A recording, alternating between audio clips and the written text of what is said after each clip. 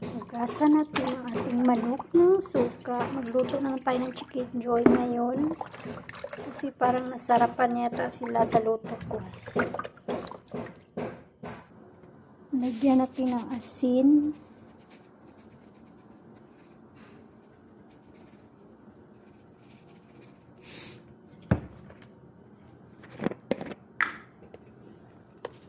Lagay din ako ng black pepper.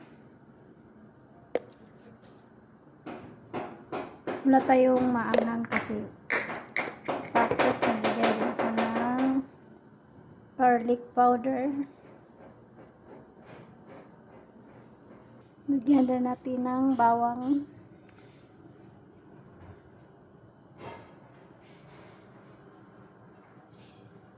Naglagay din tayo ng 3 itlog. Naglagay na rin ako ng breadcrumbs. Kunti lang. Haluin lang natin guys. Kayo na pong bahala sa asin magtimpla.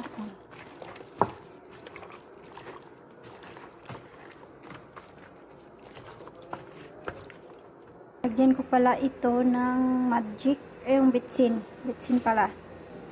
At maglagay din tayo ng harina.